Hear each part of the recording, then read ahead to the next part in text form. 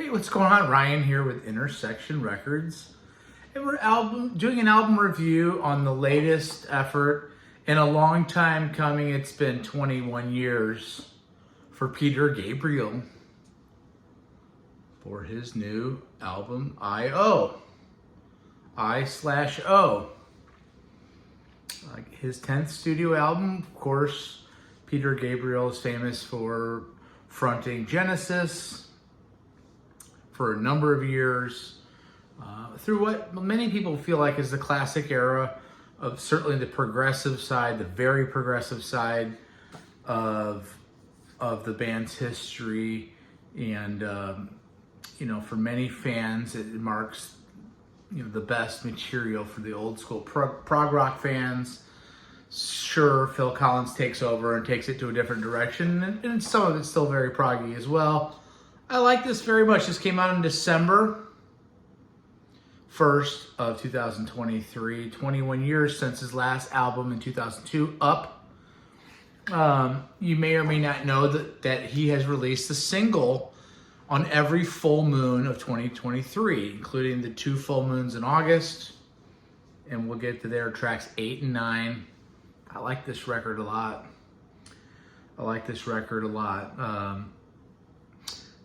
There's 2 versions. So there's a bright side mix and there's a dark side mix. I'm going to review the bright side mix. And I've listened to not all of the dark side. We're talking seemingly the same vocals, just a little bit of different mix. So maybe it's a little murkier on the dark side. Maybe the bright, it brings in a little bit more highs. I haven't analyzed. And this album is produced by Peter Gabriel, Brian Eno, and Richard Russell. It's put out on the Real World EMI Republic label. And, we have some of this usual cast of characters. Gabriel on multiple instruments, obviously on vocals. Tony Levin on bass. Manu Katché on drums on most of the record.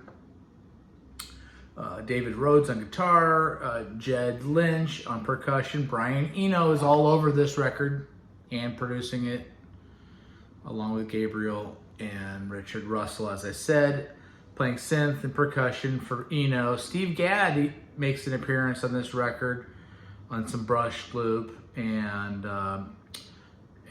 Katie May comes in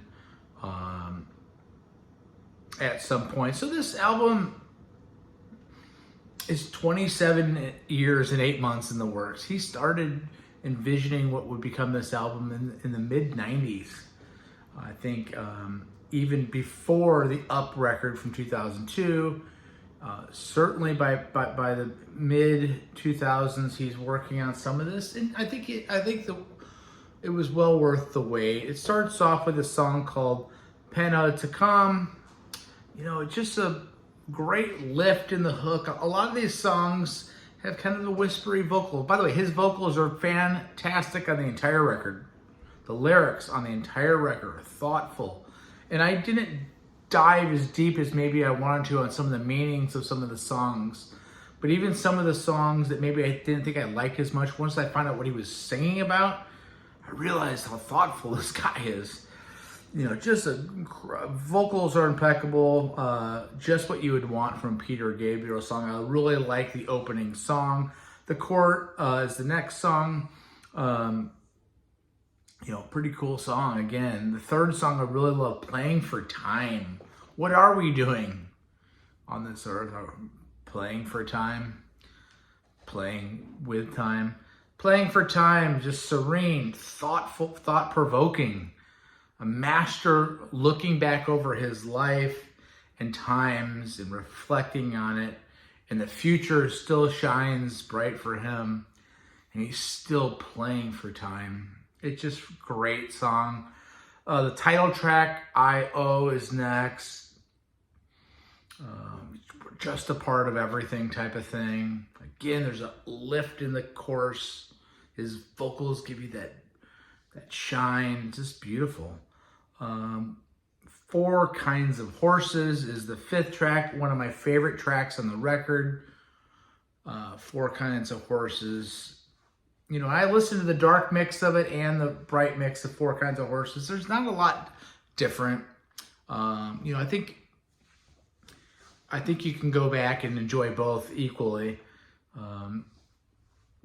So again, when you look on Spotify, for instance, you're going to see 24 tracks. There's only 12 proper tracks. Four Kinds of Horses may be one of my favorites. Brian Eno's mitts are all over this song.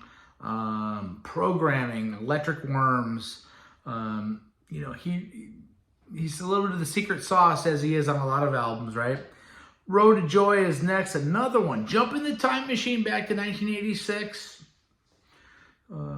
Whispered voice gives way to an outside voice during the chorus, and just great lyrics. Levin's thumping his bass. Eno's all over this as well. So Much is next. It's a proper ballad. It's very mellow, very reflective. Great lyrics again.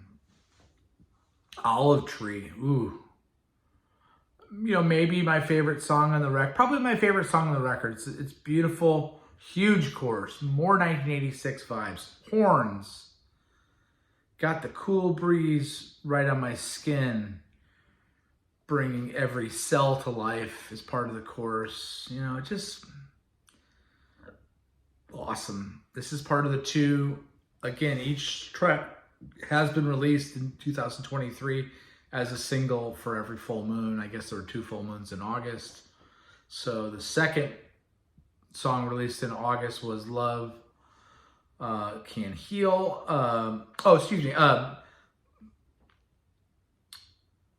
Olive Tree is track 8. Yeah. Love Can Heal is track 9. Excuse me. Yeah. Melanie Gabriel singing backing vocals on this. That's his daughter. It's another nice ballad. The ballads, this is a mellow album in general.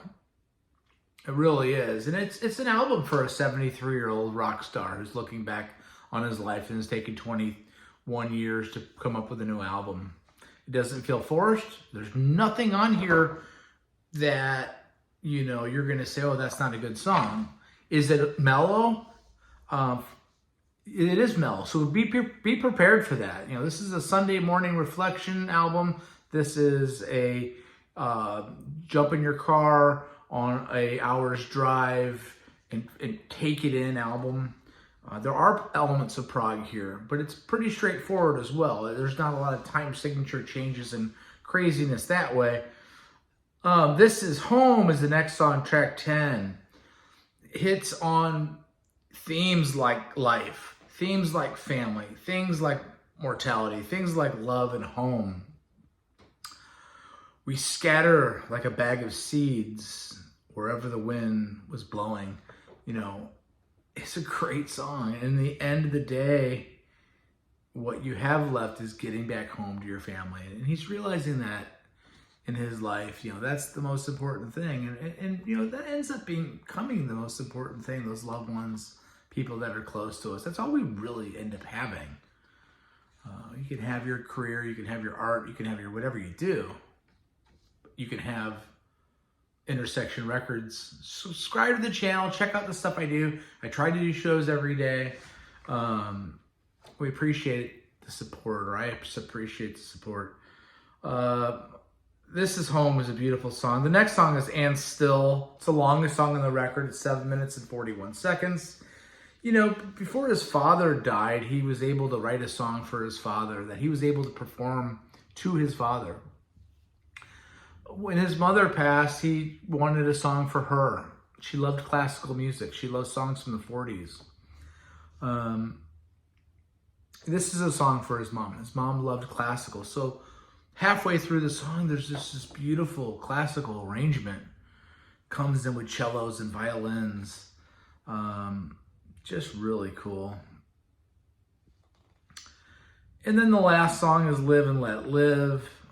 The final full moon in November, it was released. About forgiveness, about tolerance, about optimism.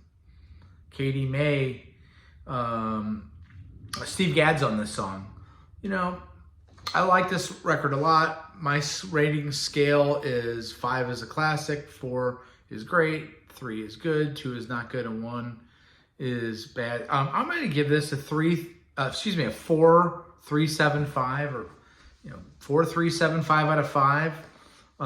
Maybe it's not in a lot of ways, it's a perfect album for what this is. I wanted a little bit more oomph, a little bit more power, but man, maybe a 4.5. I mean, to go back on my rating, we're going to give it a 4.375. Next week, we're going to do my favorite albums of 2023. Check out my channel. We do shows every day. I appreciate your support. Peace out. See ya.